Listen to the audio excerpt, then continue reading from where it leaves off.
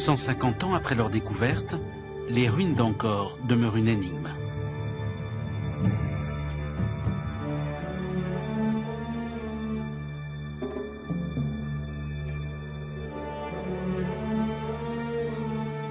Comment cette ville est-elle née? Et comment a-t-elle pu grandir dans des proportions aussi considérables?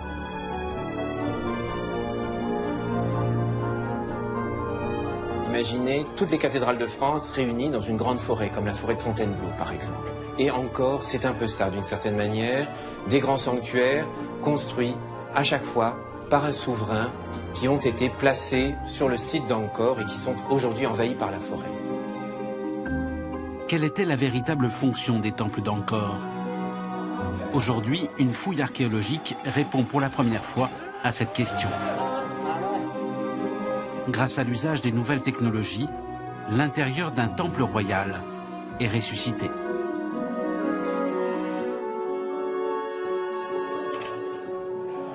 Pour comprendre les temples d'Angkor, les scientifiques remontent le temps et cherchent dans les travaux des premiers explorateurs des indices oubliés.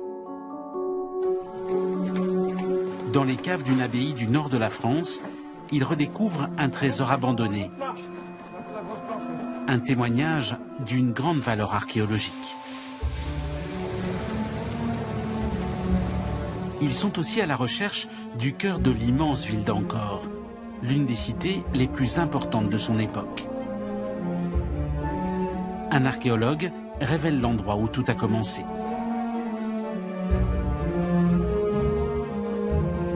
Dans les ruines des sanctuaires, les scientifiques mènent l'enquête et percent quelques-uns des secrets de la cité disparue.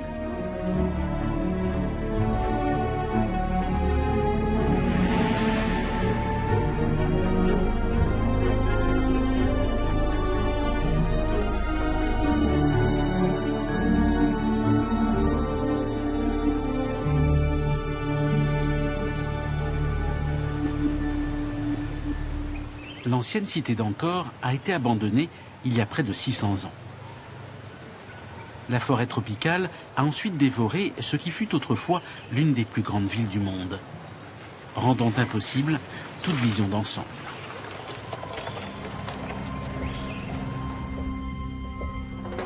Or, sans vision d'ensemble, il est difficile de comprendre l'histoire de la ville, la façon dont elle s'est développée et la raison pour laquelle elle a progressivement occupé un immense territoire. C'est pourquoi les vestiges de cette grande civilisation, qui s'épanouit entre le 8e et le début du 15e siècle, posent toujours question.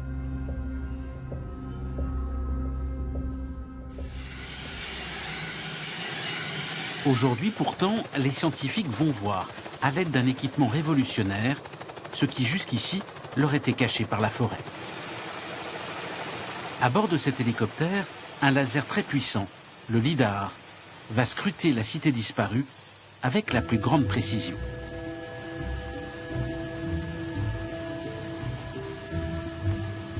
Le lidar émet une onde lumineuse qui perce la végétation et parvient jusqu'au niveau du sol. Le signal capté au retour permet de lire l'empreinte qu'ont laissé les bâtiments qui aujourd'hui n'existent plus. Autour des temples, les vestiges de la ville sont ainsi révélés.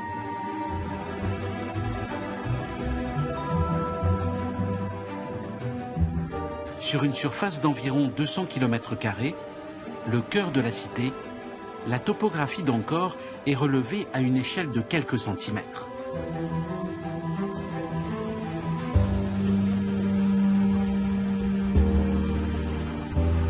Le lidar montre les fondations d'une multitude de constructions de bois, des palais et des habitations qui ont aujourd'hui totalement disparu.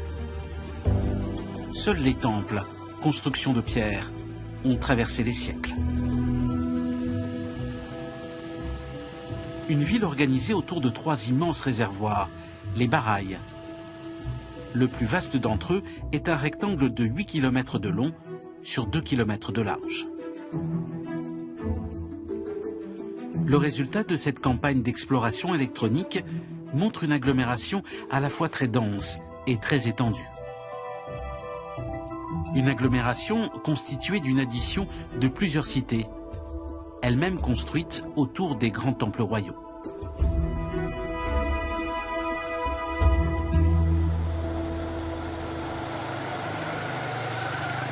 Dans les locaux de l'université de Sydney, Damien Evans, l'un des archéologues responsables du projet, présente les résultats obtenus à Pierre Baptiste, conservateur au musée Guimet à Paris.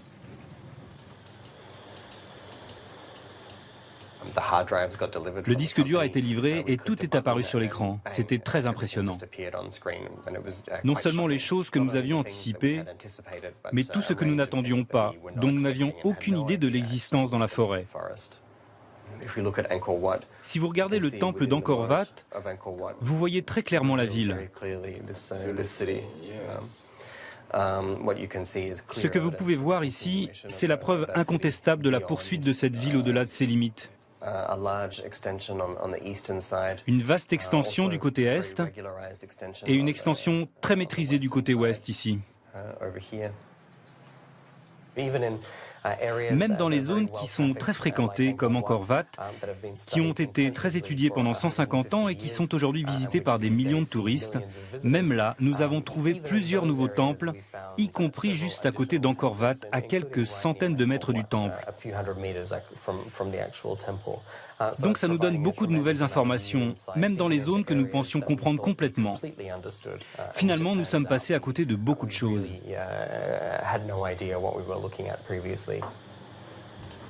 Ces images sont le fruit de 5 siècles d'histoire d'Angkor, au cours desquels villes et sanctuaires se sont ajoutés.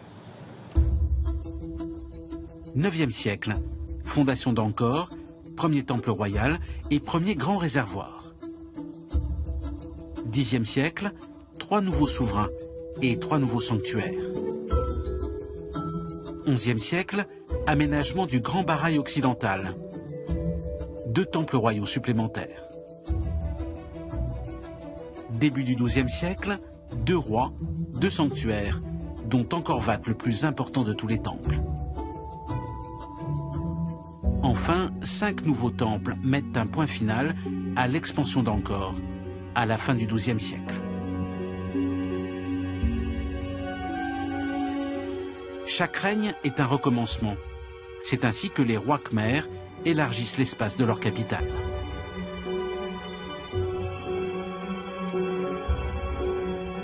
Pourquoi est-ce que chaque souverain doit construire son temple? Quand on voit la masse de pierres, de briques accumulées pour construire ces grandes pyramides, on ne peut que s'étonner de réaliser que chaque règne a, comme ça, imposé la construction d'un nouveau sanctuaire.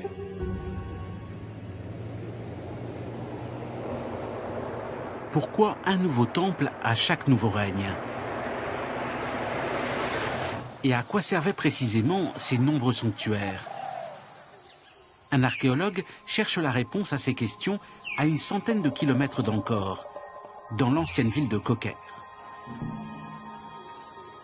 Kokher parce que cette ville et son temple sont une parenthèse dans l'histoire de l'Empire khmer. Lorsque disparut le roi qui avait fait bâtir cette nouvelle capitale, la cité fut abandonnée et le temps s'arrêta ici pour toujours.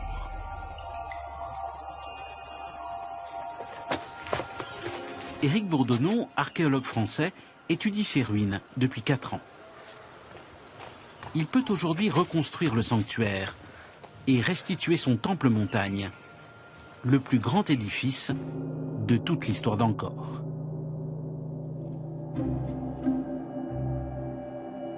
On y parvenait après avoir traversé une succession de chapelles, les prasats.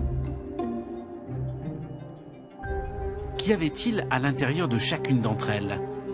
Et quelles étaient leurs fonctions? Ce sont les 2 questions auxquelles doit d'abord répondre le scientifique. La pyramide culminait à 30 mètres de haut.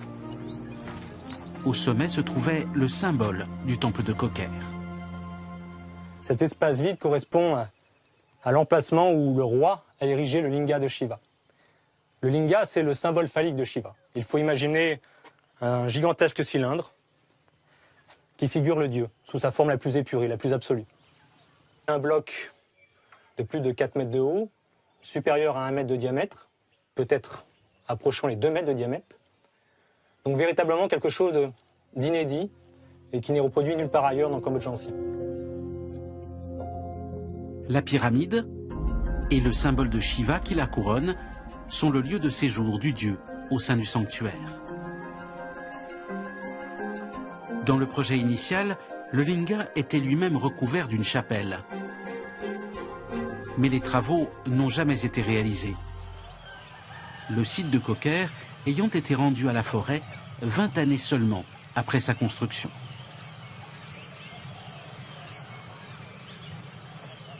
Dans les années 1990, le temple jusque-là intact a été méthodiquement pillé par les trafiquants. Les statues qui s'y trouvaient ont toutes disparu. Or, pour comprendre le sanctuaire, il faut identifier chacune d'entre elles. C'est l'enquête que mène Éric Bourdonneau, à commencer par cette chapelle, dans laquelle se trouvaient 5 statues. L'une d'elles était d'une taille exceptionnelle. Cette statue de plus de 3 mètres de hauteur, presque 4 mètres, nous l'avons retrouvée aujourd'hui en plusieurs milliers de morceaux. Ces morceaux se distribuaient tout autour du piédestal. Donc nous avons ici les fragments des bras du Shiva, ici un peu plus vers ma gauche le buste, et nous avons retrouvé tout autour du piédestal les jambes, les pieds, des fragments de mains, les têtes, qui sont elles maintenant conservées au musée de Phnom Penh. Donc nous avons aujourd'hui un gigantesque puzzle qu'il s'agit de reconstituer. Pour cette opération difficile, Éric s'appuie sur Chia Sotchet, restaurateur de statues au musée de Phnom Penh. Cette année, nous sortons les blocs les plus imposants. Donc la manœuvre est assez délicate, avec notamment les bras du Shiva dansant et les piédestaux des divinités qui se trouvent autour du Shiva dansant.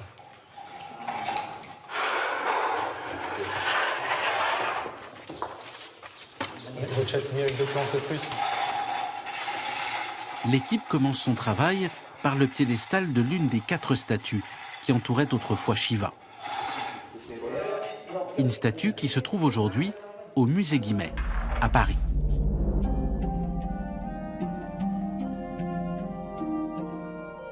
C'est l'une des 2 sculptures qui proviennent de Koker. La seconde sera bientôt d'une grande importance dans l'enquête d'Éric Bourdonneau sur les temples khmers. 2 chefs-d'œuvre rapportés en France en 1873 par l'un des découvreurs d'Angkor, Louis de la Porte. L'explorateur qui a également réalisé de nombreux dessins des temples khmers, documents qui sont aujourd'hui très précieux pour les archéologues.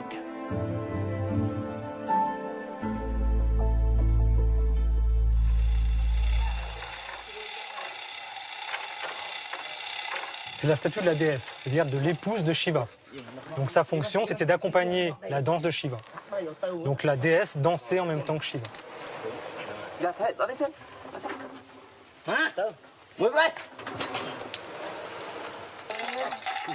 Chaque fragment est déplacé par étapes par la technique du palan. Le même outil qu'utilisaient autrefois les hommes du Cambodge ancien. À présent, l'équipe extrait de la chapelle le buste de la grande statue du Shiva. Il est aujourd'hui méconnaissable.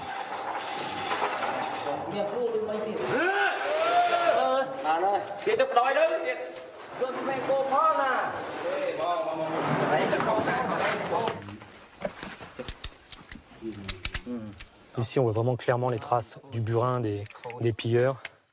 Donc tout ce côté-ci vraiment a été massacré, si on peut dire des choses comme ça. Toujours avec l'idée de récupérer les têtes qui se trouvaient au-dessus du buste. Je me dis quand même que c'est beaucoup plus probable que si on l'a retrouvé en 1000 morceaux, c'est parce que les pilleurs ont utilisé des burins plus que de la dynamite. La dynamite, ça fait partie un peu toujours de la légende des villageois quand ils voient une statue qui a été brisée. Donc là, je pense qu'on voit vraiment clairement les traces du burin, ce qui explique les petites lamelles, les milliers de petites lamelles qu'on a retrouvées en fait.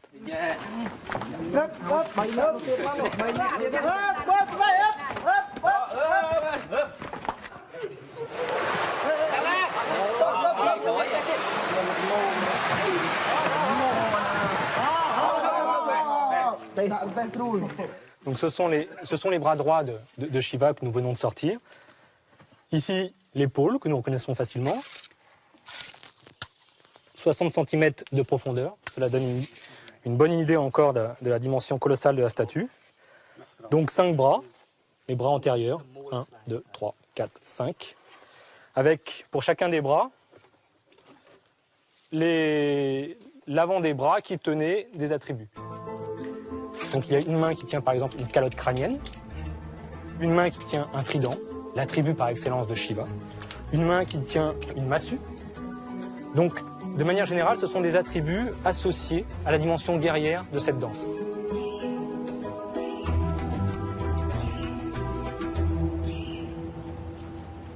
Il faut imaginer que la statue a été érigée avant que l'édifice autour soit construit.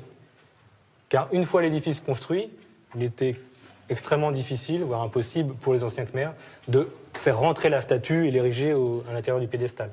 Donc c'est d'abord la statue qui est érigée, avec son piédestal, avec les dignités autour, et dans un second temps, on a construit la tour en briques.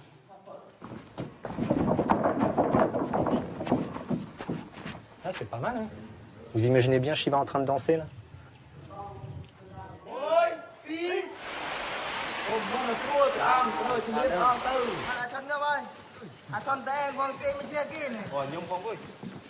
Nous allons ramener tous les blocs du Prasad Krom au musée de Siem Reap.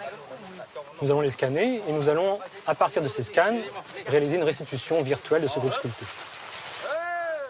Mais au-delà de la reconstitution de ce groupe sculpté, le but, c'est bien sûr de restituer l'histoire de ce temple, l'histoire des pratiques qui étaient associées à ce temple.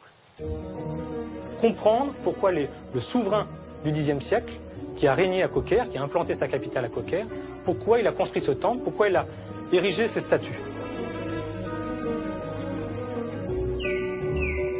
Bientôt, les fragments prendront la route d'Angkor. Mais une chose reste à faire avant leur départ.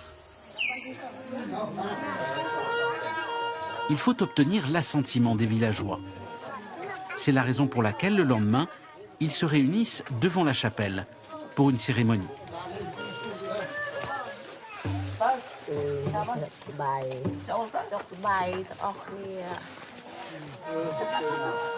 Donc là, c'est une petite cérémonie en l'honneur du Neakta Kron, c'est-à-dire le génie dont le siège se trouve à l'intérieur de l'édifice, et plus spécifiquement dans le piédestal.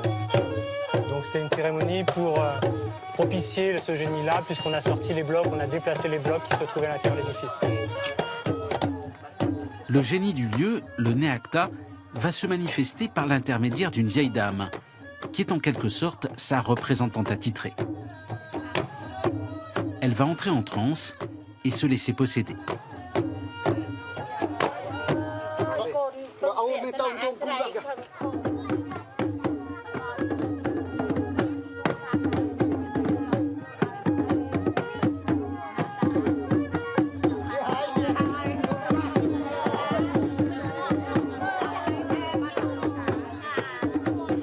Une fois habité par le Neakta, le génie du sol, on pourra s'adresser à lui par son intermédiaire. Chiasochet engage des pourparlers.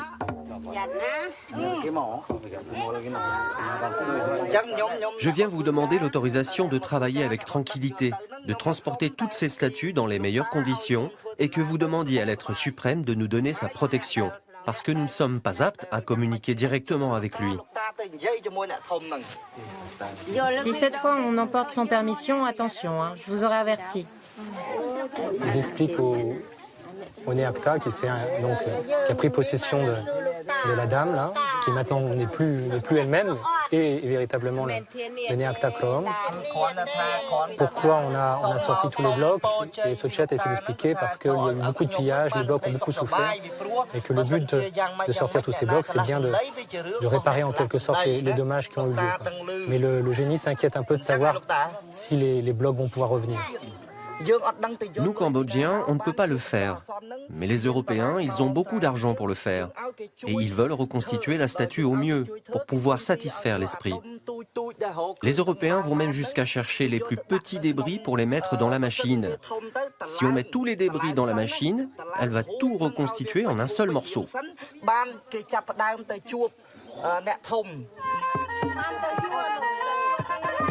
La discussion s'achève 1 heure plus tard. Après quoi, le Néacta, le génie, décide de bénir toutes les personnes présentes.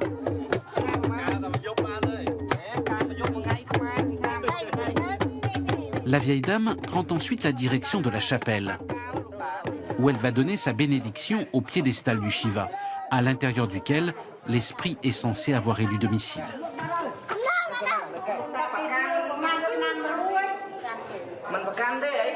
Esprit, quand on va déménager la statue, il ne faut pas être en colère. Ne t'inquiète pas, Esprit.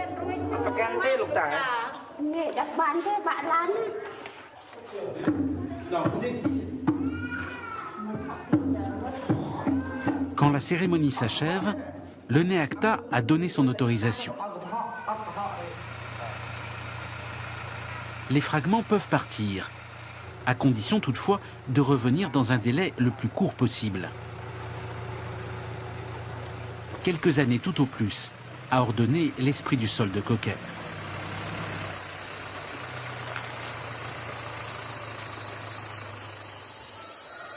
Aussitôt, ce trésor archéologique est conduit au musée Norodom Sihanouk, près des temples d'Angkor. Tout ce qui a été découvert pendant la fouille de la chapelle du Shiva y est à présent regroupé.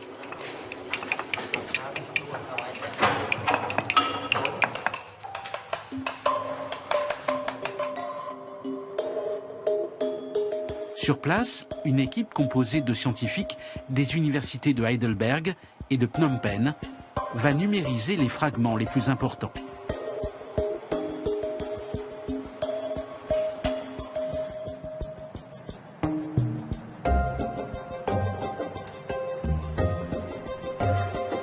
On a récolté au total à peu près 10 000 pièces.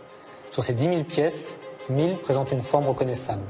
Et sur ces 1000, on en sélectionne 100, ou une centaine, qui sont particulièrement significatives.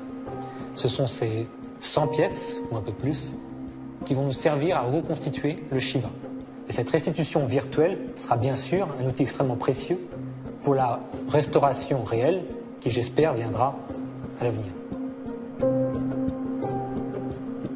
L'opération dure 5 semaines, au cours desquelles les fragments de la statue sont transformés en fragments numériques. Ensuite, direction Heidelberg.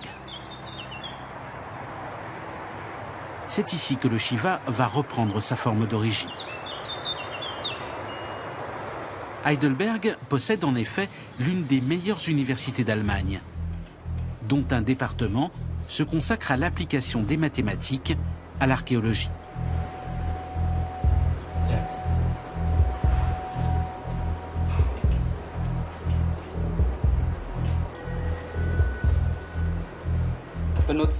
Nous utilisons un système qui suit les mouvements du visage. Il détermine avec 2 caméras la position exacte de la personne qui regarde l'écran. Cela crée l'impression de se déplacer réellement autour d'un objet tridimensionnel.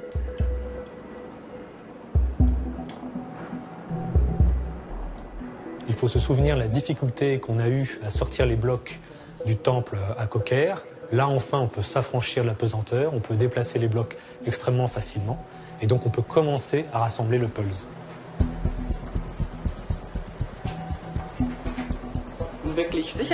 Pour être vraiment sûr que 2 morceaux vont bien ensemble, nous passons en haute définition et nous essayons d'aligner les fragments de telle manière que leur correspondance soit aussitôt détectée en termes mathématiques. Ici, c'est évident, il y a bien compatibilité.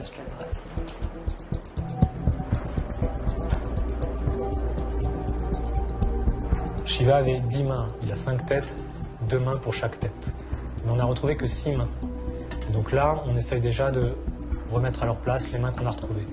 Et une fois qu'on aura fait ce travail-là, on peut essayer de commencer à réfléchir où étaient les autres mains et qu'est-ce qu'elles tenaient comme attribut. Ici, c'est probablement la trace d'une masse. C'est quelque chose qui descend comme un attribut. Yeah. Sur chacun des genoux, légèrement à l'arrière du genou, on a cette trace verticale qui correspond donc à une trace d'arrachement, c'est-à-dire qu'il y avait là un attribut, probablement une massue ou une épée de Shiva, qui descendait de l'une des mains supérieures, qui longeait le genou et qui rejoignait le piédestal, ce qui permettait à la fois d'étayer la statue, c'est-à-dire de lui donner une plus grande solidité. Là, je prends la mesure véritablement à quel point cette statue était colossale et à quel point elle devait être impressionnante pour le visiteur qui s'avançait à l'intérieur du temple. Puisqu'on a ce contraste entre les deux statues des divinités féminines qui sont, elles, à taille humaine. Mais le dieu central, lui, est au double de la taille humaine et même davantage que ça. Donc cette statue, avec ces dimensions-là, ces dimensions colossales, dans cette position de danse, c'est quelque chose d'unique dans l'archéologie du Cambodge ancien. Voici enfin reconstituée la statue la plus extraordinaire de toute l'histoire d'Angkor. 5,60 m de haut, 10 bras, 5 visages. Elle était sans doute peinte en rouge, ce qui devait lui donner une allure encore plus impressionnante.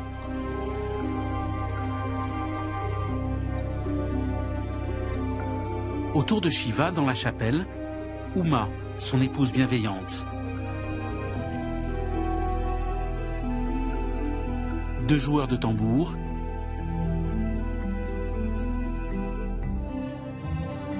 et Kali, l'épouse terrible du dieu, qui tient dans ses mains un crâne et une jambe humaine.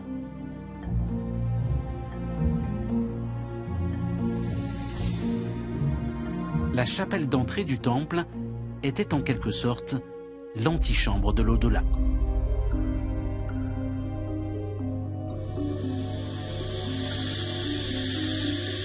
Mais qu'arrivait-il une fois passée cette porte terrifiante? L'archéologue va maintenant enquêter sur la chapelle suivante, que l'on doit traverser sur le chemin du sanctuaire central. Avec son équipe, il a dégagé les piédestaux des 8 statues qui s'y trouvaient.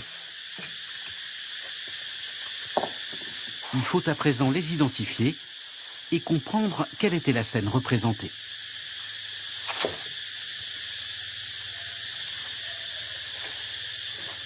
L'ensemble des statues qui se trouvaient ici a été complètement pillé. Les statues ont été brisées pour pouvoir être emportées. Les piédestaux ont été renversés. Il ne subsiste qu'une toute petite partie de la statuaire d'origine. 4 statues sur 8 sont connues des archéologues. Au musée de Phnom Penh est ainsi présenté le corps d'un bossu qui provient de cette chapelle. Il y a aussi 2 têtes sculptées, mais rien pour l'instant ne permet de les identifier.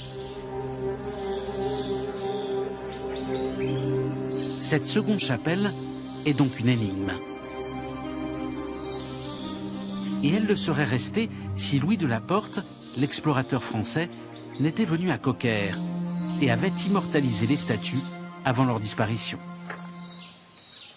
Les planches de la Porte sont extrêmement intéressantes. Au premier abord, elles ont l'air comme ça un peu maladroites, mais elles nous donnent un aperçu du site tel qu'il l'a découvert quand il est arrivé en 1885.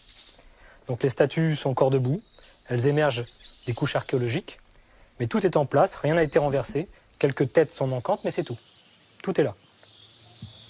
Une statue pose cependant question. Un personnage sans tête surmonte un animal. C'est un taureau, la monture de Shiva, pensaient jusqu'ici les archéologues. Eric va leur donner tort.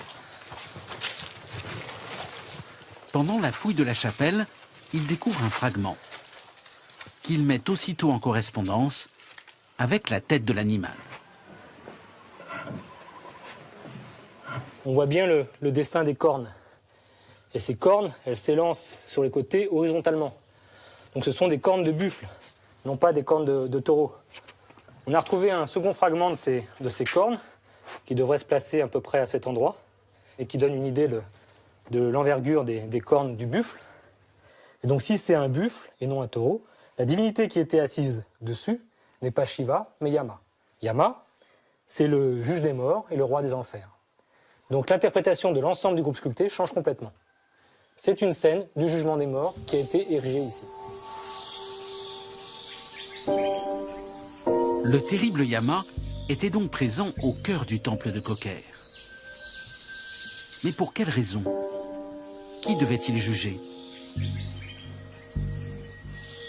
Éric et Pierre-Baptiste, le conservateur en chef du musée Guimet, pensent aussitôt à une statue rapportée à Paris par Louis de la Porte. Une statue qui provient de cette même chapelle. On l'appelle la divinité masculine. Mais les deux scientifiques ont des doutes.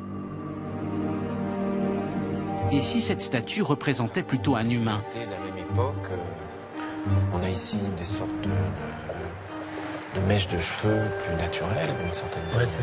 Ouais, le diadème lui-même est assez classique. Le petit bandeau qui délimite la chevelure, on le retrouve un peu partout. La réponse se trouve dans la chevelure de la statue. Mais c'est vrai que quand on regarde de l'autre côté, c'est un peu plus visible. Les Khmers représentaient en effet différemment les cheveux des dieux et ceux des hommes. Qui remonte vers le haut, qui passe sous le diadème, en fait. Elle a un costume classique de cette époque, elle est sur un piédestal, elle a un diadème richement orné, comme les divinités, c'est vrai. Mais quand on regarde plus en détail cette chevelure, on se dit que peut-être, là, y a-t-il une ambiguïté qu'on n'avait peut-être pas forcément levée auparavant. Pierre prend pour référence 3 têtes de divinités ramenées à Paris par Louis de la Porte. Leurs coiffures sont très spécifiques. C'est en fait un cylindre qui évoque le chignon au-dessus du crâne, mais qui est vraiment stylisé en cylindre, sur lequel viennent s'accrocher les grosses tresses, les grandes mèches de cheveux qui retombent en cascade. Dans l'art khmer, qui est très codifié, les divinités se doivent d'être représentées toujours de la même manière. Alors que pour les humains, la convention est très différente. Éric et Pierre examinent à présent la tête sculptée de Jayavarman VII, le grand souverain du XIIe siècle. Sa coiffure est plus naturaliste. On peut voir clairement les mèches remontées en chignon.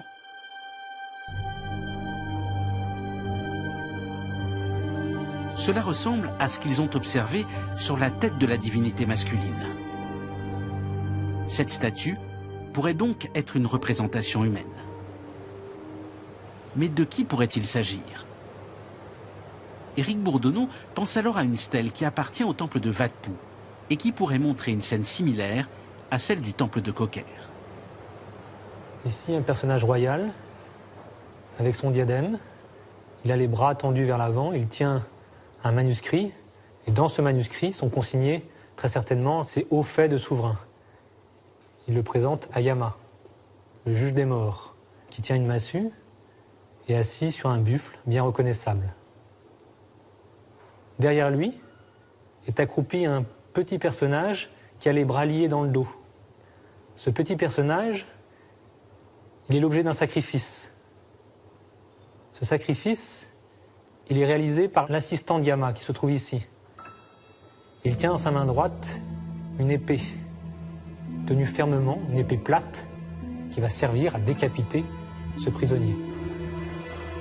Une étape importante est franchie dans l'enquête d'Éric Bourdonneau. Cette statue n'est pas une divinité, mais représente sans doute le roi qui a édifié le temple de Koker, Jayavarman IV. Restent les 6 autres statues qui se trouvaient dans la chapelle. Éric Bourdonneau consulte leurs photographies prises sur place dans les années 1930. À présent qu'il connaît la nature de la scène, le jugement du roi, il est plus facile de les identifier. Le bossu, probablement le principal assistant d'Yama. Ici, il a les mains jointes, mais dans les exemples plus tardifs, il tient une balance. La balance, bien sûr, pour mesurer et peser les qualités et défauts du défunt qui se soumet au jugement d'Yama. Chitragupta, c'est le scribe, celui qui a consigné dans ses archives tous nos actes bons et mauvais. Dharma, qui devait tenir un bâton et qui applique les sentences prononcées par Yama. Le soleil et la lune, bien reconnaissable, cette sorte d'auréole derrière le personnage. Comme le disent les inscriptions, le jugement de Yama vaut aussi longtemps que dureront le soleil et la lune. Dernier document dont dispose Éric, le plan dressé en 1873 par le découvreur du site. Louis de la Porte a bien placé les 8 piédestaux, avec au sud le piédestal de Yama. On reconnaît bien le petit dessin du buffle. De retour à Coquerre, il ne reste plus qu'à mettre la bonne statue sur le bon piédestal. Louis de la Porte est à nouveau d'un grand secours pour le scientifique. Par ce simple croquis, il permet de recomposer la scène disparue. À la gauche de Yama, le bossu, son premier assistant. Chitragupta, le scribe de Yama. Le soleil à gauche, la lune ici.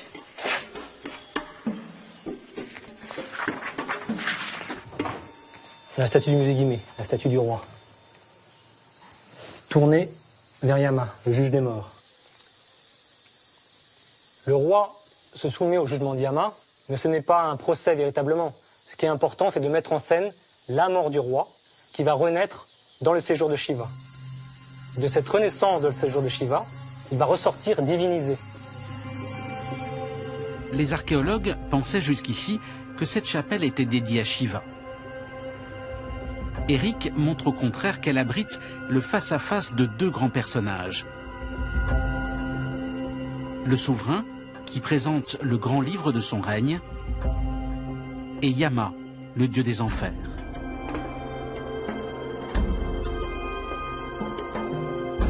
Nul doute que le roi passait l'épreuve avec succès.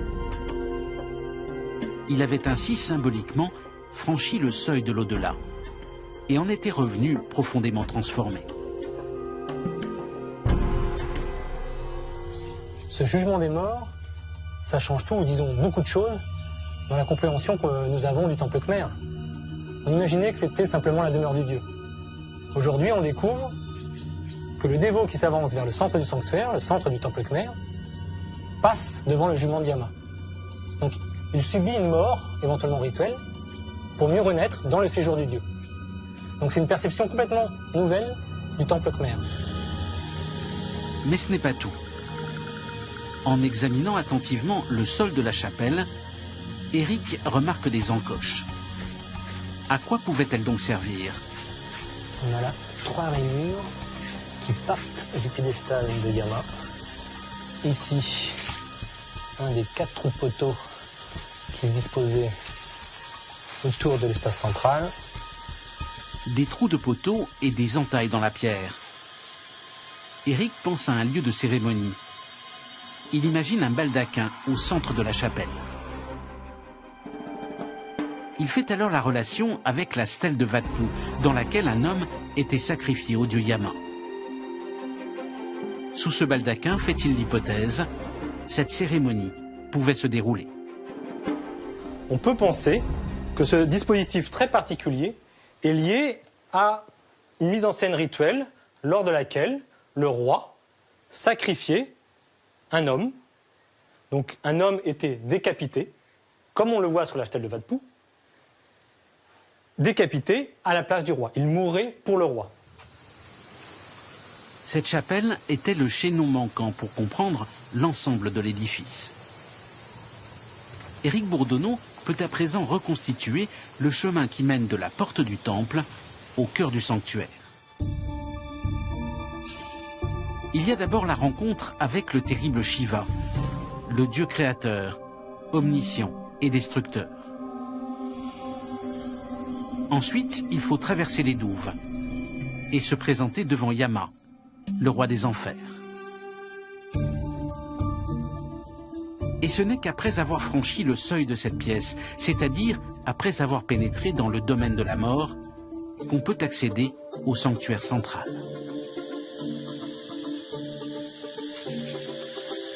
Une toute petite pièce, pour un linga de très petite dimension, la forme la plus concentrée, la plus puissante du dieu Shiva.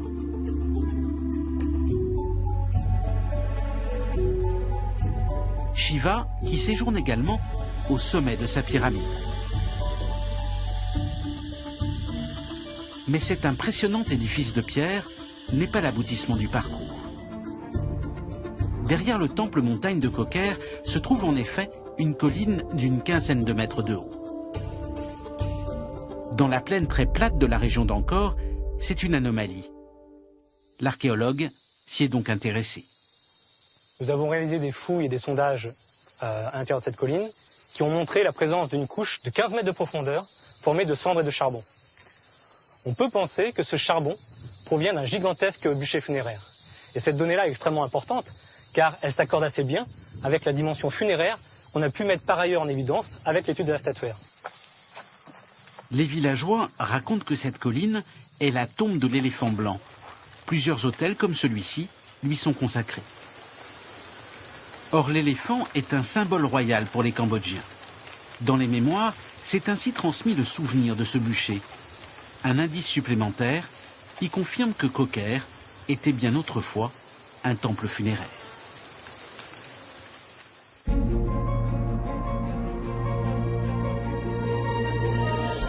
Mais les autres sanctuaires d'Angkor l'étaient-ils également ?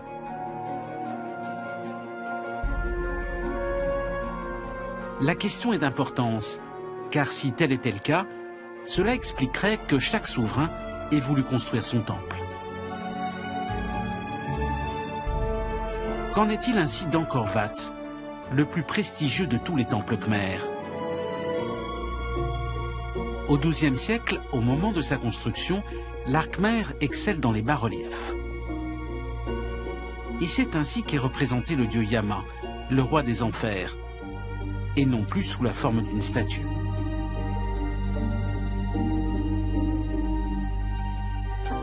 Malheureusement, la suite de la scène est en morceaux.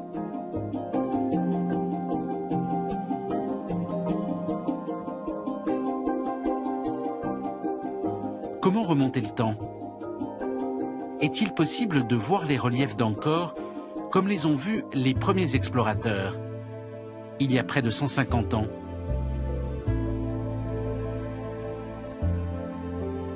La réponse se trouve dans le nord de la France. Dans les caves de l'abbaye du village de Saint-Riquier se trouve en effet un véritable trésor archéologique. Des centaines de moulages des temples d'Angkor, réalisés à la fin du XIXe siècle, sous la direction de Louis de la Porte.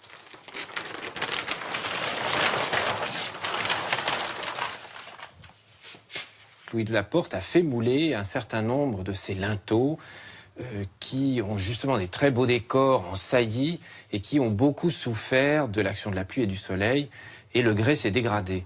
Et donc on a une qualité de surface qui a plus d'un siècle. Et aujourd'hui, quand on va sur le site, on ne voit plus tous ces ornements, les différents personnages qui constituent ces grandes frises. Et l'intérêt de ce plâtre, c'est qu'il fige dans le temps un état de surface qui n'existe plus aujourd'hui et qui nous donne des informations en fait que l'on a perdues depuis la fin du XIXe siècle. Ça, c'est un bas-relief très fin d'Angkor Wat, où on voit le roi qui a construit le temple en triomphe, et devant lui, il y a toute son armée, ses troupes qui participent. Et sur ce plâtre, on a une qualité du relief qui est tellement fine qu'on voit jusqu'au joint de la pierre. Et ici encore, les tresses, par exemple, ou les petites pendeloques qui tombent des pendants d'oreilles, qui sont très originales ici, on a du mal à les voir quand on est dans la galerie à Angkor Wat. Ces moulages, qui témoignent de la découverte des temples d'Angkor, sont donc aujourd'hui d'un grand intérêt pour les scientifiques. Ils disposent ici d'une empreinte en 3 dimensions de relief altéré, voire quelquefois disparu. La trace des monuments khmers avant que la marque du temps ne les change pour toujours. Cependant, avant de pouvoir les étudier, il faut les sauver des caves de l'abbaye. Une étape très complexe qui va prendre plusieurs semaines. Le problème ici à Saint-Riquier, c'est qu'on a des moulages qui font 500 mètres cubes et qu'on ne les a pas bougés depuis les années 70. Et aujourd'hui, quand on déplace les plâtres avec la paille, avec le kraft qui est complètement pourri, ça crée une espèce de nuage de spores de champignons, d'aspergillus. Donc, par mesure de précaution, étant donné qu'on est amené à travailler ici pendant 6 semaines, il nous faut absolument cet équipement qui est complètement étanche. En fait. Une tente a été dressée dans les jardins de l'abbaye, sous laquelle les restaurateurs nettoient et consolident les moulages avant leur transport.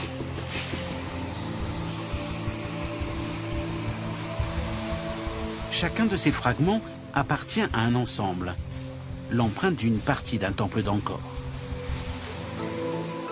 Louis de la Porte, qui finança plusieurs expéditions au Cambodge pour les réaliser, avait en effet souhaité montrer au public les monuments à leur véritable échelle.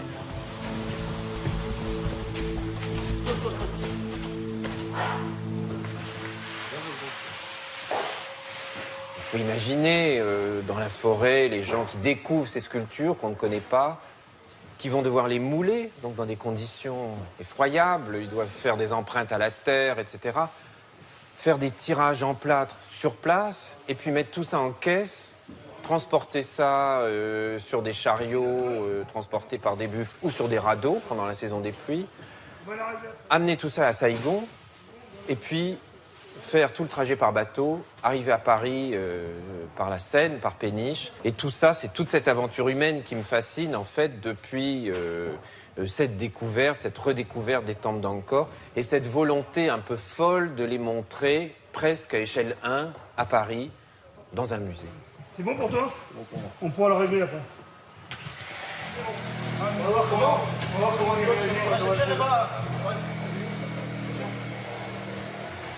L'exposition universelle de 1878, ça a été un choc en fait pour le public de découvrir ces images, ces iconographies, ces décors qu'on ignorait absolument.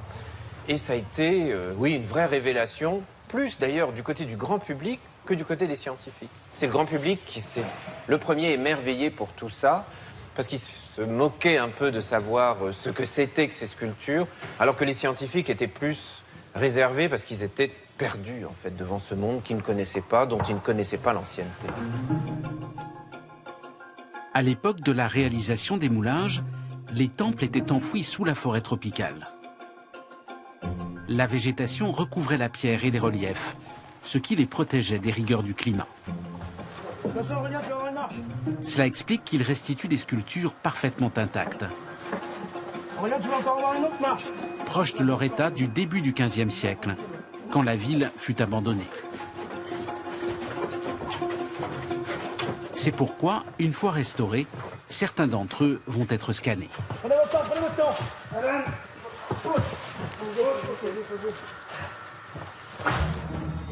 Et ces moulages numériques seront à leur tour comparés aux reliefs des temples d'Angkor.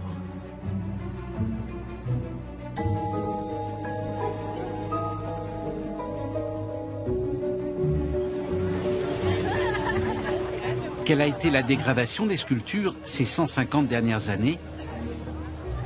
Et que vont nous apprendre ces moulages sur la vocation des temples khmers?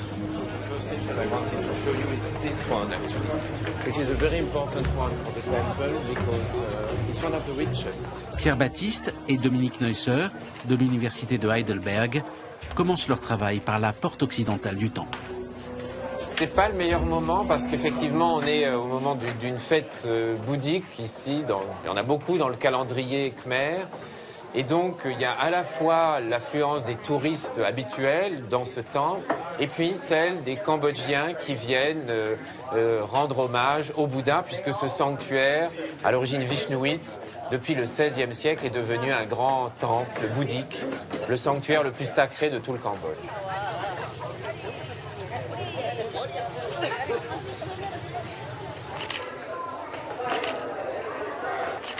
Ce qu'on essaye de faire, c'est de pouvoir prendre suffisamment de photographies pour modéliser une image ici du site d'Angkor Wat, de cet endroit bien précis des entrées occidentales, pour pouvoir y insérer le moulage que nous avons à Paris et comparer en fait de manière très frappante, j'espère en tout cas, la réalité du moulage et puis la réalité du site d'Angkor Wat, et la différence entre les deux devrait, j'espère, être assez éclatante.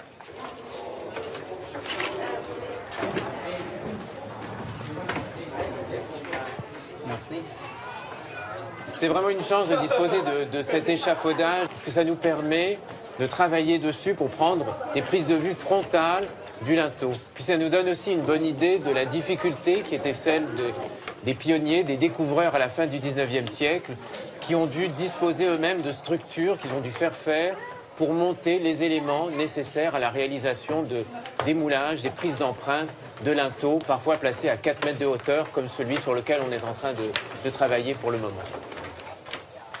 Pour les reliefs placés sous la porte d'entrée du sanctuaire, la détérioration est limitée. Mais à l'extérieur, le phénomène est plus important. Les pieds de cette Devata sont déjà atteints par l'érosion et son corps montre des signes de fragilité. Voilà, ça c'est vraiment le son caractéristique, là, cette sonorité un peu, ça sonne creux en fait. On sent très bien qu'il y a la couche supérieure du grès qui s'est soulevée. On dit qu'elle s'est desquamée en fait, elle s'est détachée de la structure de la pierre. Là, tout ce bloc là peut partir juste en écartant, en soulevant un peu. Ça tombe exactement comme un oignon pourrait se détacher. Le grès, c'est une pierre qui est très poreuse en fait, qui a un grain très lâche et qui absorbe comme une éponge l'eau très rapidement. Donc pendant la saison des pluies, il y a énormément d'eau qui tombe d'un seul coup. La pierre absorbe ça, le soleil revient, assèche la surface de la pierre et donc avec le temps, il y a un processus en fait de décalage entre la surface de la pierre qui sèche très rapidement et l'intérieur de la structure de la pierre qui reste humide pendant un certain temps et donc ça crée des clivages. On voit très bien les dégradations que ça peut causer. On se retrouve avec des surfaces qui perdent 10-15 cm et pour une sculpture aussi fine que celle d'Angkor Wat, c'est vraiment dramatique. Avec les photographies de Dominique est produit un moulage numérique de la déesse, qui est comparé à l'empreinte du même relief réalisé il y a 150 ans par Louis de la Porte. Même démarche pour le linteau d'entrée d'Angkor Wat. La comparaison permet de voir l'altération de la pierre survenue depuis la découverte du site en 1866.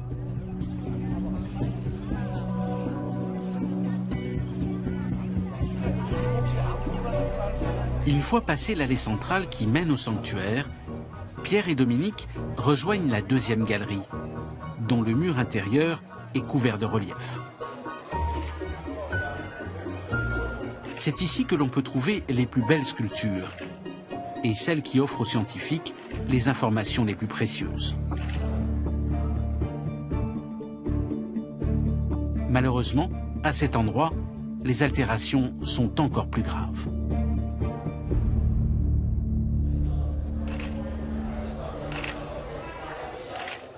Un relief apparemment en bon état peut cacher de graves fragilités. Elles apparaissent soudainement quand il est déjà trop tard.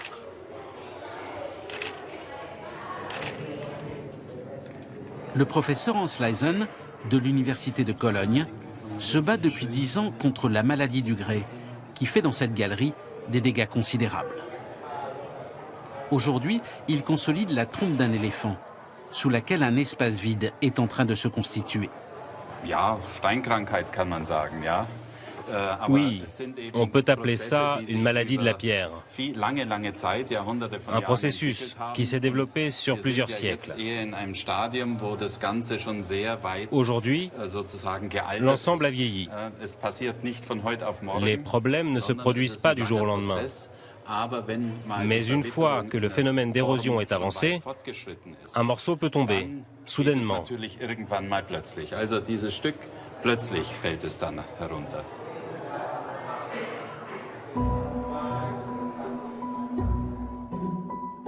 Le nerf de la guerre se situe sur les toitures du temple. C'est d'ici que doivent être stoppées les infiltrations. Ce sont elles qui menacent l'intégrité du grès et dissocient les parties sculptées du reste de la pierre. Pour y parvenir, Hans Leisen a mis au point une technique originale, expérimentée en Europe sur les cathédrales, qui connaissent des problèmes similaires.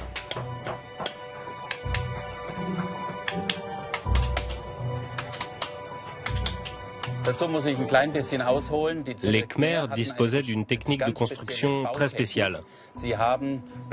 Ils empilaient les blocs et les polissaient sans mortier. La construction bouge avec le temps et il en résulte des fissures que l'on doit reboucher aujourd'hui, soit avec des injections de mortier ou, comme ici, avec de la laine de plomb que l'on introduit avec ces marteaux de bois. Elle s'adapte à toutes les formes, offrant une étanchéité parfaite à la construction. Le professeur Lysen et son équipe ont aussi engagé un combat de longue haleine pour consolider le grès des parties supérieures du temple, directement exposées aux intempéries. C'est du sable que nous produisons à partir du grès d'Angkor, pour qu'il ait la même composition. Ce sable est tamisé, puis est mélangé avec un produit de collage que l'on utilise pour renforcer la pierre.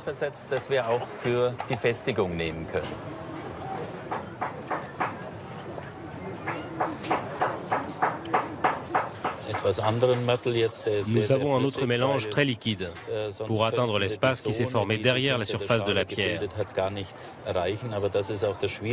C'est la partie la plus difficile à sécuriser. Tout ce qu'on voit à l'avant est relativement aisé, bien que ce soit un travail de Sisyphe. Mais pour aller à l'intérieur, pour injecter le liquide sableux dans la pierre, ça représente un véritable exploit qui nécessite beaucoup de patience.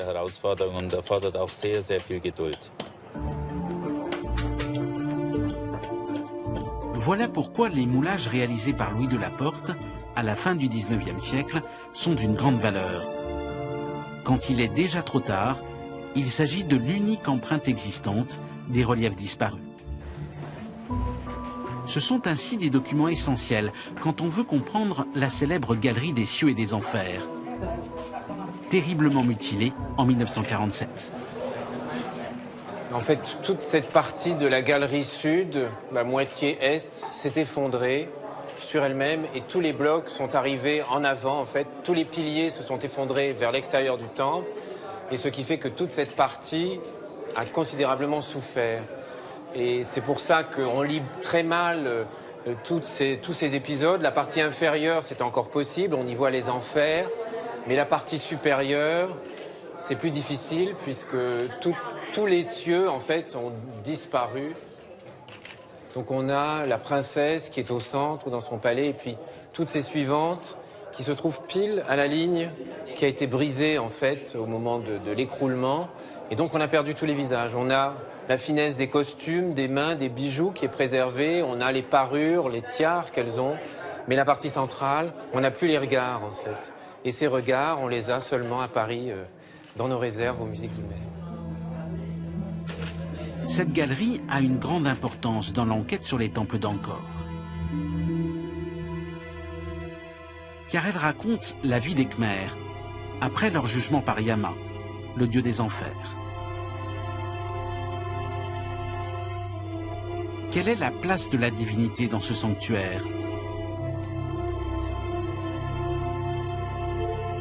La réponse se trouve dans cet entrepôt du sud de Paris, où les moulages de Louis de la Porte ont été transportés. Donc on a en fait ici 2500 mètres carrés d'entrepôt dans lequel on a réuni toutes les collections du musée indo-chinois du Trocadéro. Une sorte de puzzle en fait qu'on aurait mis dans une immense boîte avec 1200 pièces à reconstituer, des fragments des temples d'Angkor et d'autres monuments d'Asie du Sud-Est. Pendant plusieurs semaines, les centaines de moulages extraits des caves de l'abbaye de Saint-Riquier sont restaurés et recomposés. Et c'est une fois ce travail terminé qu'ils livrent tous leurs secrets.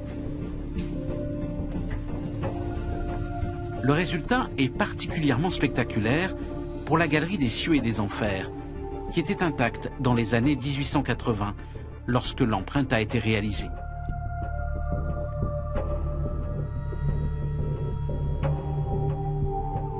Le plâtre est scanné par l'équipe de l'université de Heidelberg.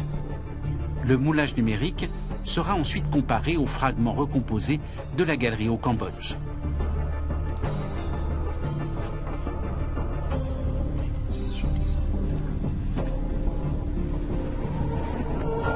Ce n'est plus seulement le souverain, mais l'ensemble de la cour qui se présente ici devant le roi des enfers. La fonction funéraire du temple d'Angkor Wat est donc essentielle, et par extension, très probablement, celle de tous les sanctuaires royaux de la cité. On a pensé pendant un certain temps que tout ça, cette construction, cette mise en œuvre, était liée surtout à la puissance royale, à la manifestation du roi en tant que premier shivaïte, premier hindou pour tous les souverains shivaïtes, qui va se construire un sanctuaire qui est la protection du royaume entier. Et puis en fait, il y a une autre dimension qui sans doute explique mieux la raison pour laquelle chaque souverain a dû reconstruire un nouveau monument, qui est le fait que les souverains, après leur mort, étaient sinon inhumés, en tout cas leurs cendres peut-être étaient placées dans le sanctuaire, et très probablement ces monuments acquéraient une destination spécifiquement funéraire. Ce qui fait que le successeur, de manière bien logique, devait se construire un nouveau temple montagne, un nouveau temple d'État, pour protéger le royaume de son vivant, et puis surtout pour préparer son avenir dans l'au-delà. Ainsi s'explique la géographie d'Angkor. Puisque chaque souverain doit fonder son temple, les sanctuaires se sont naturellement additionnés au cours des siècles. Mais existait-il un centre à cette ville en développement permanent? Et si oui, où se trouvait le cœur de la ville, dans ce désordre apparent? Pour répondre à cette question, un personnage est incontournable. Il s'agit de Jayavarman VII, dont le plus beau portrait va retrouver son corps.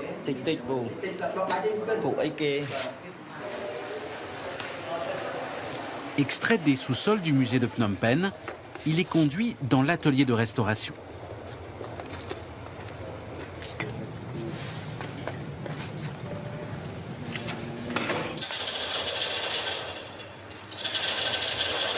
C'est extrêmement rare dans l'art khmer, des portraits du roi, c'est même tout à fait exceptionnel, et pas seulement dans l'art khmer, mais dans tout le monde asiatique, où le portrait sculpté n'est pas une forme qui a été très très développée en fait. On en connaît très peu, et c'est vrai que c'est à l'époque de Jayavarman VII, à la fin du XIIe siècle, qu'on a porté cet art à sa plus forte expression. On connaît des portraits du roi, d'une de ses épouses au moins, une de ses épouses favorites, la reine Jayaraja Devi, et de certains membres de sa famille qu'on peut moins bien identifier, mais qu'on sent être en tout cas les portraits de gens qui ont vécu à la fin du XIIe, au début du XIIIe siècle. C'est un moment très important parce qu'on a deux fragments découverts au même endroit, mais pas à la même époque, après 50 ans de différence, qui tout à coup sont réunis là et qui nous redonnent la dimension corporelle du roi, parce qu'il a un visage particulier, mais il a aussi un corps particulier qu'on reconnaît assez facilement. Parmi les critères de beauté du monde indien, il y a celui d'être bien nourri. Un homme trop mince, ça n'est pas un critère de beauté en fait. Et puis on sent aussi qu'il a une certaine musculature, donc c'est quelqu'un qui dirige ses armées, qui part au combat et qui a d'ailleurs eu beaucoup de victoires au cours de son règne.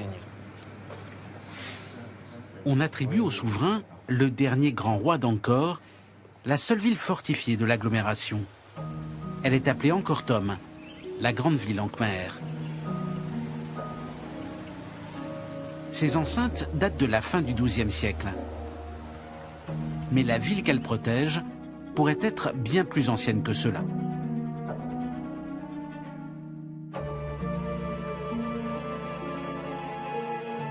Jayavarman VII fit naturellement construire son propre sanctuaire, le Bayon, et ses célèbres tours à visage.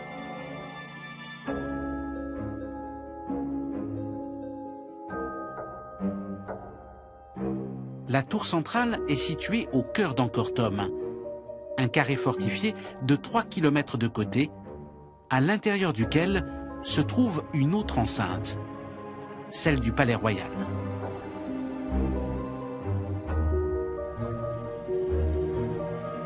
L'archéologue français Jacques Gaucher vient d'y faire une découverte très importante. Ce n'est pas une sculpture, ni une inscription, mais un tronc d'arbre.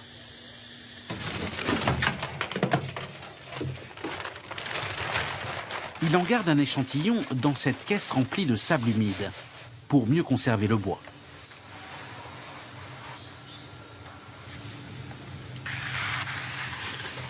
C'est un Parinari anamensis, c'est le nom scientifique. Sinon, en khmer, c'est un arbre connu, c'est un tlok. Et le tlok est un arbre sacré dans la légende du Cambodge ancien. Il est associé au mythe de la fondation de la cité, d'où l'importance de la découverte. Une recherche archéologique, c'est un peu comme une histoire policière. Qu'est-ce qui s'est passé, quels sont les acteurs et quand ça s'est passé. Alors il y a des indices secondaires qu'on accumule comme ça, qui font sens à un moment donné, et puis il y a des témoignages de première importance. Alors celui-ci en est un. Jacques Gaucher a prélevé cet échantillon du tronc d'arbre pour réaliser des analyses. Un peu sur le côté. Elle montre que le bois date du 9e siècle, ce qui correspond aux origines d'Angkor. Au même endroit, il a aussi trouvé les restes d'un palais, dont voici l'une des colonnes.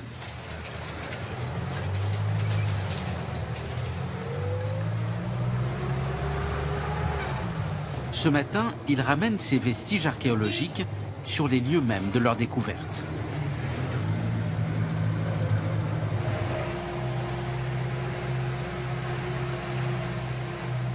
Il franchit la porte d'Angkor Thom et se dirige vers le palais royal, où se sont déroulés les travaux de fouille.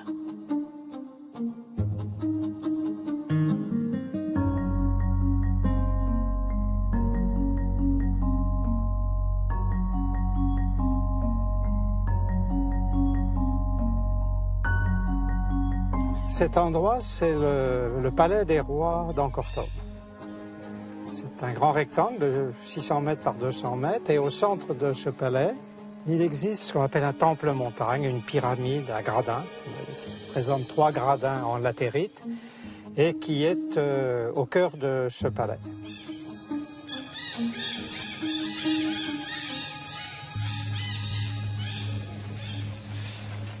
C'est ici, à l'angle nord-ouest de la pyramide, que Jacques Gaucher et son équipe ont mené leurs recherches. Alors que le temple du Piménakas a été construit au XIe siècle, les scientifiques ont mis au jour des éléments beaucoup plus anciens. À 4 mètres de profondeur, ils ont d'abord exhumé les vestiges du premier palais royal. Et puis, à moins d'1 mètre sous ces pièces de bois, ils ont trouvé le fameux tronc d'arbre. Il se trouvait dans une fosse, un peu comme s'il avait été inhumé, comme l'aurait été un objet très précieux. Ça n'a l'air de rien, mais pour Jacques Gaucher, c'est une information de grande importance. Car elle rejoint une légende racontée à Angkor depuis la nuit des temps. Cette légende raconte qu'un prince indien, Preatong, venu de l'Inde, venu de l'étranger en tout cas, a épousé une princesse locale qui était une Nagini, c'est-à-dire une femme serpent, la fille du roi des serpents. Le roi des serpents, le roi des Nagas, est celui qui est le maître du sol. Et en tant que maître du sol, il est aussi maître des eaux, ce qui est absolument très important dans le monde khmer, où on vit sous la menace annuelle toujours d'un trop d'eau, duquel il faut se protéger, ou d'un pas assez d'eau dont on a besoin. Donc, le maître de la terre, le maître du monde souterrain, le maître des eaux, c'est ce serpent naga. Et ce mariage se déroule autour d'un arbre qui s'appelle un tlok. Donc on est dans un cas de figure où la stratification archéologique rejoint un mythe fondateur. Le lien, c'est cet arbre, c'est le tlok. Ce mythe fondateur de la ville épouse cette obsession des Khmers pour l'inondation et pour toutes les créatures venues du sol quand la plaine d'Angkor, pendant la mousson, se retrouve sous les eaux. Sur les côtés de ce grand bassin qui jouxte la pyramide sont représentés ces monstres marins.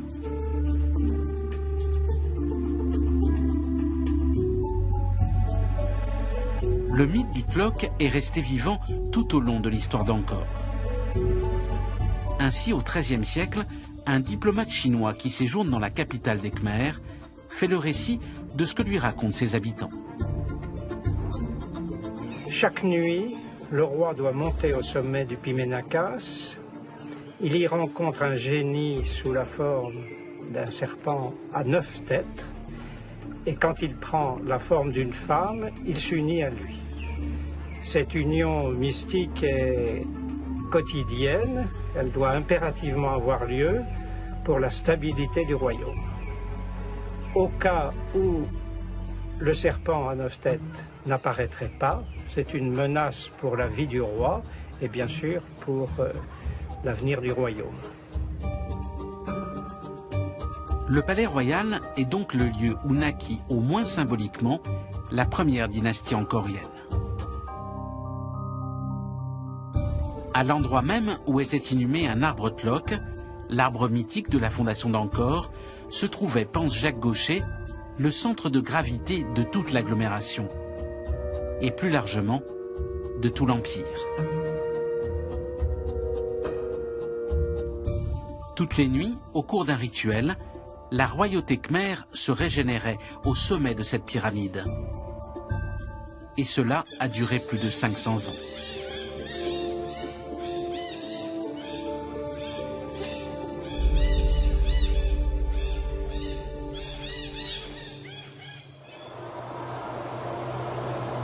De cet arbre inhumé partaient également les grands axes de la première cité d'Angkor.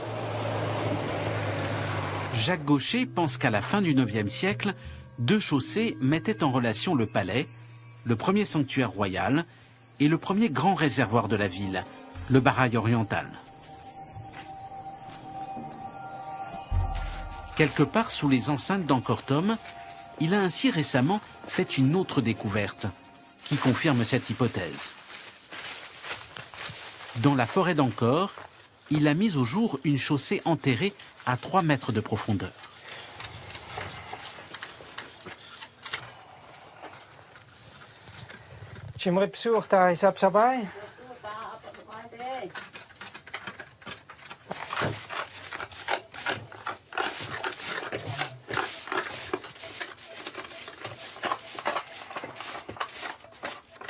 Voilà, c'est ce que je pense être la chaussée, encadrée par des blocs plus importantes et avec ce qui semble être deux petits caniveaux ménagés de part et d'autre de cette partie centrale. L'ensemble du dallage fait une dizaine de mètres de largeur et autant qu'on a pu le sonder, on le retrouve sur plus de 50 mètres de longueur.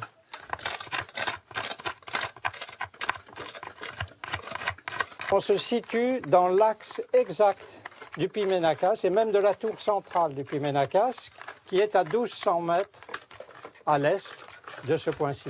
Et même cet alignement va plus loin puisqu'on va trouver ce site avec cette chaussée aligné avec le Pimenakas à 1200 mètres et avec le Mebon qui est un édifice construit au milieu du Barail oriental et qui se trouve à plus de 8 km.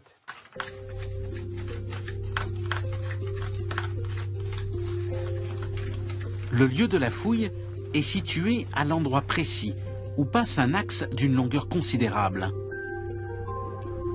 lequel croise un autre axe, très précisément au sommet de la pyramide du Pimenakas. Un axe est-ouest, un axe nord-sud et le centre qui se trouve ici. L'axe nord-sud relie le Pimenakas à la colline du Phnom Bakheng et au temple du Phnom Bakheng.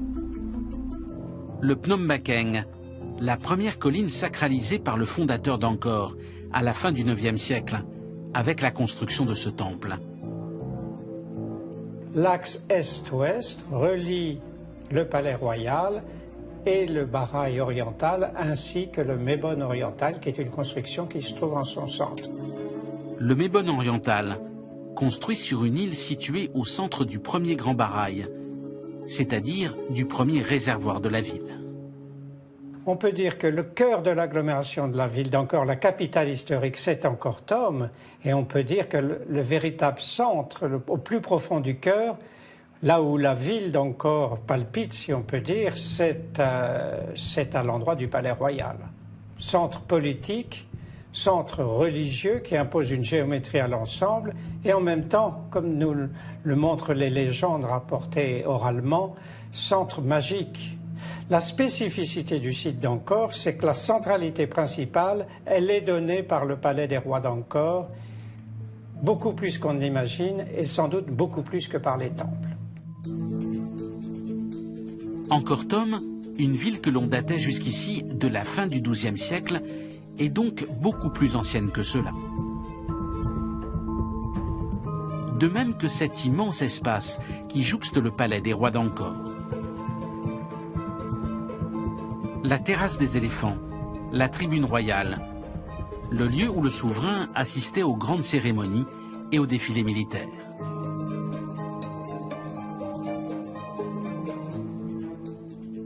À l'extrémité nord de cette immense esplanade se trouve une autre terrasse, au centre de laquelle trône une statue.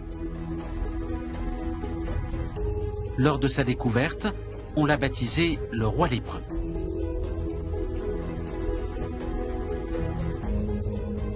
Pierre-Baptiste pense que cette statue remonte elle aussi aux origines de la ville d'Angkor. Et il croit en avoir trouvé la preuve. L'original de la sculpture se trouve aujourd'hui au Musée national de Phnom Penh. Au Cambodge, on a toujours connu cette sculpture sous le nom du roi lépreux. C'est assez simple à comprendre quand on la regarde, c'est une sculpture bien conservée, sauf les doigts de la main droite, les orteils du pied gauche, mutilés, ce qui est assez choquant sur cette sculpture qui par ailleurs est assez bien conservée et qui a donné naissance à cette légende d'un roi qui aurait, dans le passé, contracté la lèpre. Pourtant, les extrémités brisées de la statue ne sont pas la bonne piste pour l'identifier.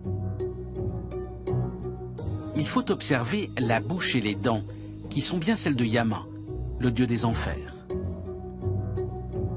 Ce que confirme l'inscription sur le piédestal, laquelle mentionne également une date, le XVIe siècle.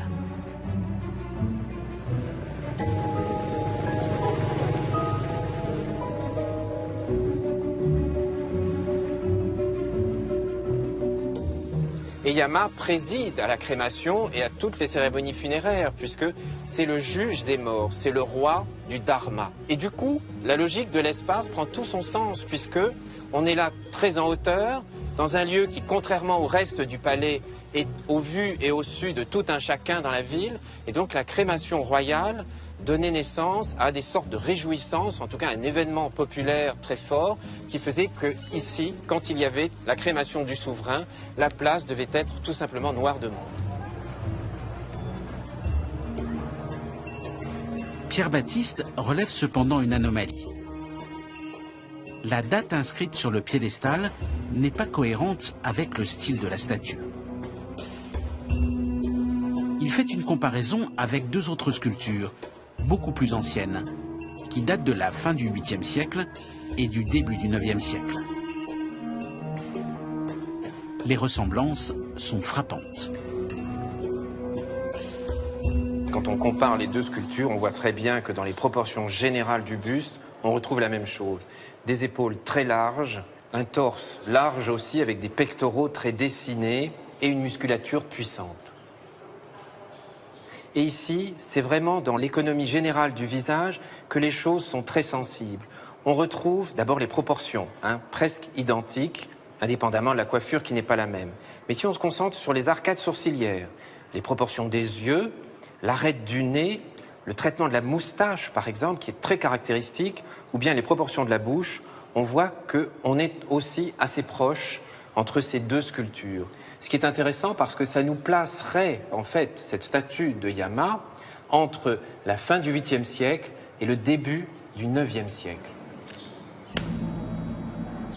En fait, ça change tout, Parce que, au lieu d'avoir une sculpture qui correspond à la fin d'Angkor, puisqu'on l'a datée plutôt du XVIe siècle, on aurait une statue qui, ici, remonterait au tout début d'Angkor, à la fondation d'Angkor.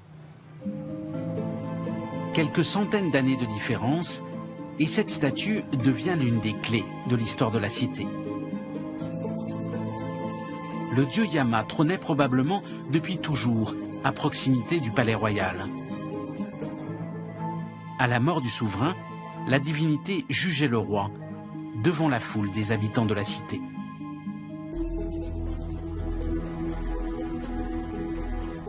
Les archéologues comprennent à présent comment le cœur de la ville s'est constitué. Mais la grande agglomération d'Angkor s'étendait sur une surface beaucoup plus importante.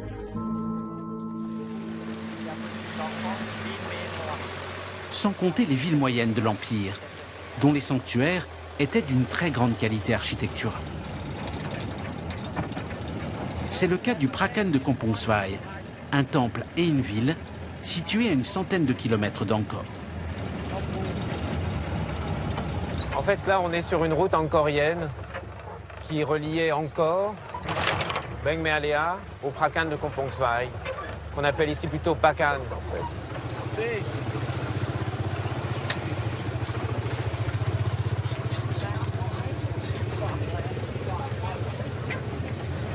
La forêt est ravagée parce qu'on est venu y chercher un certain nombre d'arbres précieux dont on peut vendre le bois, mais il n'y a eu aucun travail de reforestation. À l'époque de la Porte, ici, c'était une forêt très très dense.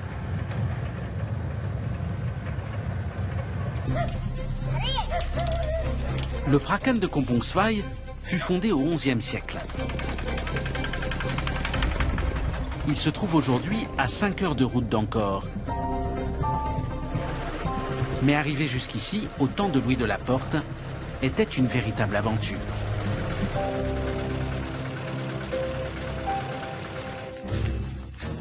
Pierre Baptiste et Chea Sochet, le restaurateur du musée de Phnom Penh, sont à nouveau sur les traces de l'explorateur. En 1873, il découvrit ici plusieurs statues exceptionnelles qu'il ramena à Paris. Un siècle plus tard, alors que cette région échappait à tout contrôle, les temples furent entièrement pillés. Les Devatas, les divinités féminines qui bordaient chaque porte ici, dans ces tours de la première enceinte, étaient très célèbres pour leur beauté. Et aujourd'hui, on ne peut plus en voir aucune, puisqu'elles ont toutes été systématiquement découpées au burin, parfois même à la tronçonneuse, pour être emportées à la frontière, à l'étranger, et être vendues sur le marché de l'art. De la Porte a ramené d'ici un certain nombre de sculptures qui font partie aujourd'hui des chefs-d'œuvre du musée Guimet, mais il l'avait fait dans un but exprimé très clairement de sauvetage. Il voulait témoigner, en fait, de par le monde, de la beauté de cet arc-mer, de la qualité de cette sculpture. Et les statues qu'il a ramenées de ce temple en témoignent à Paris, au musée Guimet, merveilleusement. Et il faut bien avouer que s'il n'avait pas été là il y a 140 ans, aujourd'hui, on serait bien en peine de réaliser la beauté de toute la statuaire qui se trouvait dans tous ces sanctuaires ici, puisque au Prakan de Kompongsvai, on ne trouve plus aucune sculpture aujourd'hui.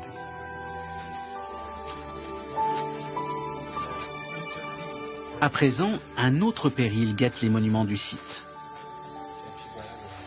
Ceux qui sont encore debout menacent de s'effondrer. Pour le Prat Kol, un des rares temples à avoir conservé sa statuaire, c'est une question de quelques années tout au plus.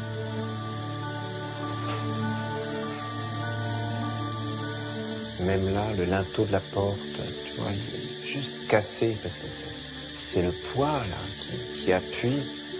Il est juste brisé là. S'il se brise davantage, ça descend et puis hop, tout ça s'écroule.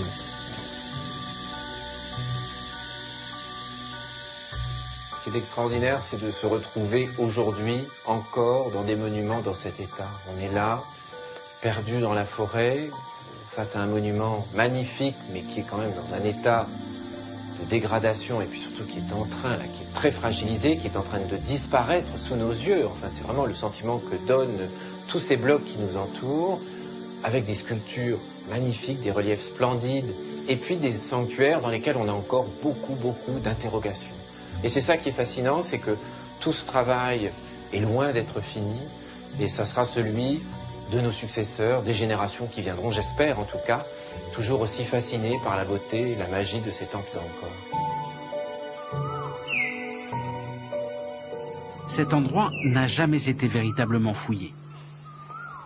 Le Cambodge ancien est encore 150 ans après les premiers explorateurs, une civilisation à découvrir.